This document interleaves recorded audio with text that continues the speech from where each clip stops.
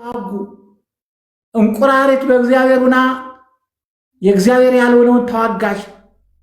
ቅማል የእግዚአብሔር ሆኖ የእግዚአብሔር ያልሆነውን ተዋጋ። ዝንብ በእግዚአብሔር ሆኖ የእግዚአብሔር ያልሆነውን ተዋጋ።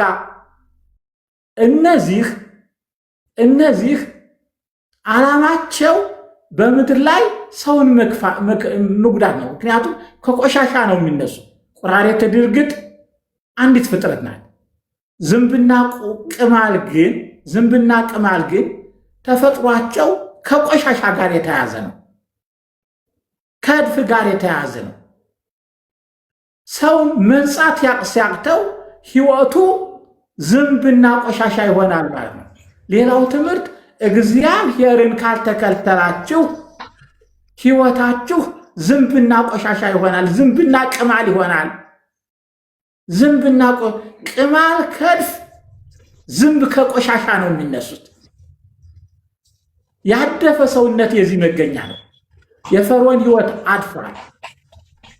የፈርዖን ህይወት ቋሽሿል። ምን አስገኘ? ዝንብና ቅማል። ልብሳችን መታጠብ ሲያቅተው ቅማል ያፈራል። ምድራችን መጽዳት ሲያቅተው ዝንብ ያፈራል። ተመልከቱት።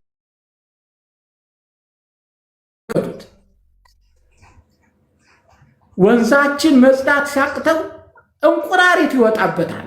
ህቋሪ ነው የምትገኝ። ህቋሪ ውሃ ነው እንቁራሪት የምትገኝ። የሰው ልጅም ልቡናው ሲቋሽሽ፣ ሐሳቡ ሲቋሽሽ፣ ልቡ ሲቋሽሽ እነዚህን ነገሮች ያስገኛል። በዚህ ውስጥ የተማርነው ነገር ቢኖር የሰው ልብ ሲቋሽሽ ምንድን ነው የሚያወጣ? ምድሩ ምን ያወጣል? የሰው ህይወት ሲቋሽሽ፣ የግብፅ ምድር ሲቋሽሽ፣ የእግዚአብሔርን ሕዝብ አልለቅም ስትል ምድሪቱ ዝንብ በዝንብ ሆነች። የቆሻሻ ምልክት ነው። በቆሻሻ ካልሆነ በነጻ ምድር፣ በጸዳ ምድር፣ በተቀደሰ ምድር ዝንብ አይገኝም። በቆሸሸ ህይወት ካልሆነ ቅማል አይገኝም። እንደዚሁም በቆሸሸ ህይወት አጋንንት አሉ። እነዚህ አጋንንት ምሳሌዎች ናቸው።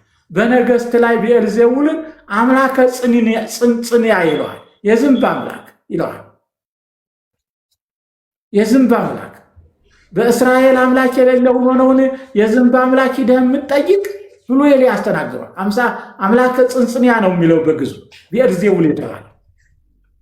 ስለዚህ ሁለንተናው የቋሸሸ ነው ለማለት ነው። ምድራችን ካልቋሸሸሽ አጋንንት አይሰለጥኑብንም። ምድራችን ካልቋሸሸሽ ክፉ ስራ አይሰለጥንብንም። ሐሳባችን ውስጣችን ሲቋሽሽ እንደ ዝንብ የሚያቋሽሽ ኃጢአት ይመጣል። ውስጣችን ሲቋሽሽ እንደ ቅማል እድፋችንን የሚገልጥ ክፉ ኃጢአት ይመጣብናል። ስለዚህ እንንጻ። ፈርዖን አለመንጻቱን፣ የፈርዖን ገዢዎች አለመንጸታቸውን፣ አለመቀደሳቸውን ለማመልከት ነው እነዚህን እግዚአብሔር ያመጣበት። እነዚህ የክፋት ምልክት ናቸው። የመቋሸሽ ምልክት ናቸው። የማደፍ ምልክት ናቸው። ስለዚህ ፈርዖን እሱ አድፋል፣ ምድሩም አድፋለች። ወንዞቹ አድፈዋል ማለት ነው። ንጽህና ጎሏቸዋል። ይህ ማለት በቅድስና ከተመለኩ ፍጡራን ሆነው እያለ ከተመለኩ ቅዱሱ እግዚአብሔር በዚያ የዚህ አምላክ ንጹሕ ውሃ የሰጠን ብሎ መመስገን ሲገባ የውሃ አምላክ የሚመለክ ከሆነ ውሃው ቆሽሿል ማለት ነው። የምድር አምላክ ተብሎ የተጠራው ገብ ምድር የጌታ መሆኑ ካልታወቀ፣ ሰማይና ምድርን ፈጠረ ተብሎ የተመሰገነው ጌታ ካልታወቀ፣ ራሱም የምድር አምላክ ተብሎ አምላክ ሳይሆን የሚጠራ ከሆነ ምድሪቱ ተቆሽሻለች። የሰሩባትን አሰጠው። ስለዚህ ምድሪቱ ትቢያዋ ቅም አልሆነ። ምድሪቱ ዝንብን የዝንብ መንጋን አወጣች። መቋሸሽን ያመለክታል። ዛሬ ህይወታችን በምን ላይ ነው ያለ ስንል በእውነቱ እግዚአብሔር በህይወታችን መቆሸሽ ደስ አይሰኝም። እግዚአብሔር ከሚያዝን አንዱ ቤተ መቅደስ የተባለው ሰውነታችን ሲቆሽሽ ነው የማይወደው፣ ሲያድፍ ነው የማይወደው። ማንም ሰው እኮ ቅማል ያለውን ሰውነት ይጸየፋል። ከስድብ አንዱ እኮ ቅማላም ነው። መንስኤው ደግሞ ያለ መጽዳት እንደሆነ ያስታውቃል። ዝንቦች እንዳያፈሩ እኮ ዙሪያውን እናጸዳለን። የምድሪቱ መቋሸሽ ዝንብ በዝንብ ሆናለች። ምድሪቱ የቆሸሸሽው በግብፃውያን ጭቆና፣ በግብፃውያን ከንቱ አምልኮት፣ በግብፃውያን አሰራር ነው። ዛሬም ምድራችን እንዳትቆሽሽ እንጠንቀቅ። የእስራኤል የግብፃውያን ምድር ቅማል አወጣሽ። የግብፃውያን ምድር ዝንብ አወጣሽ። የግብፃውያን ምድር እንቁራሪት አወጣሽ። ውሃ ወደ ቋሪነት ሲለወጥ እንቁራሪት፣ ልብስና ሰውነት ሲያድፍ ቅማል፣ አካባቢያችን ሲቆሽሽ ዝንብ። ዝንብ እኮ በምን ቦታ እንደሚገኝ ታውቃላችሁ? ታውቃላችሁላችሁ ከምን ላይ እንደሚጮህ? አዎ በቆሻሻ ቦታ ነው የሚገኝ፣ በቆሸሸ ቦታ። ስለዚህ ህይወታችን ምድራችን ስትቆሽሽ እኛን ደስ የማያሰኝ ለእኛ ጠንቅ የሚሆን ለእኛ በሽታ የሚሆን ይወጣብናል። ትምህርቱ ይሄ ነው፣ መልእክቱ ይሄ ነው። እኛ እና ሰውነታችን ለእግዚአብሔር ይቀደስ፣ ሰውነታችን ለእግዚአብሔር ይቀደስ። ምድራችን በቆሻሻ እንዳትሞላ፣ የኃጢአት ቆሻሻ እንዳትሞላ እግዚአብሔርን እናገልግል፣ ለእግዚአብሔር እንለይ። የእስራኤል ሕዝብ በግብፅ ምድር በቆሸሸው ምድር መስዋዕት እንዲያቀርብ አልተፈቀደለትም። አዎ በክፉ ጠባይ ሆነ፣ እርስ በርስ በመበላላት፣ እርስ በርስ በመነካከስ፣ እርስ በርስ በመዋጋት፣ እርስ በርስ በመጠላላት በመሰዳደብ ሆነን እውነት የምንጸልየው ጸሎት የሚሰማ ይመስላችኋል? እየጸለይን እኮ ነው፣ እንጸልያለን። የምናቀርበው የጸሎት መስዋዕት የሚሰማ ይመስላችኋል? አይቻልም፣ አይቻልም።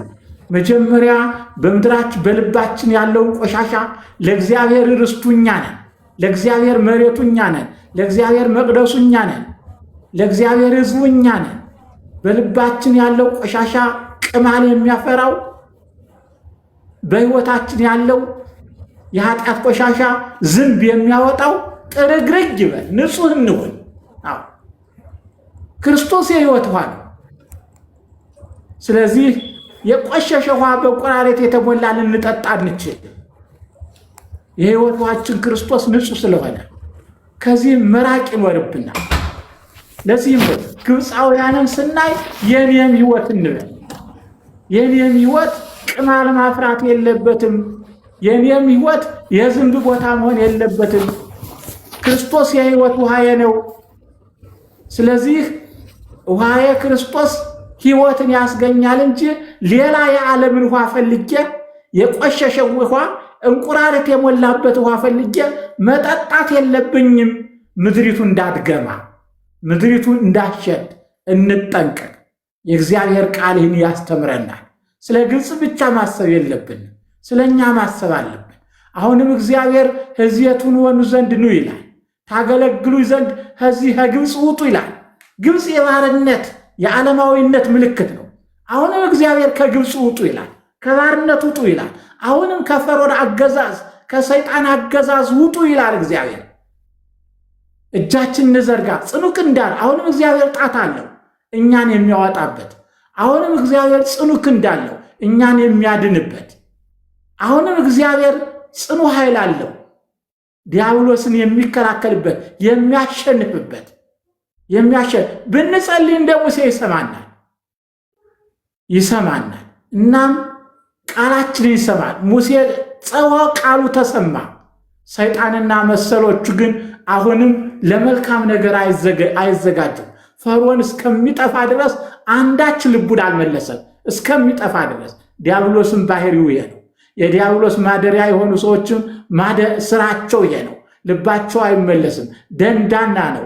እስከ መጨረሻው ድረስ እግዚአብሔር ተለይቷቸዋልና ልባቸው እንደደነደነ ይኖራል፣ እንደ ጸና ይኖራል። እግዚአብሔር አምላክ ወደ እርሱ የሚመለስ ልብ ይስጠን። ምድራችንን ከኃጢአት ቆሻሻነት ልቡናችንን ከኃጢአት ቆሻሻነት ያጽዳው። በሱ የሕይወት ውሃነት እንጂ በቆሸሸው ዓለም ውስጥ በኃጢአት ውሃ እንዳንዋኝ የእግዚአብሔር ቅዱስ ፈቃዱ ይሁንልን። አሜን። ስብሐት ለእግዚአብሔር።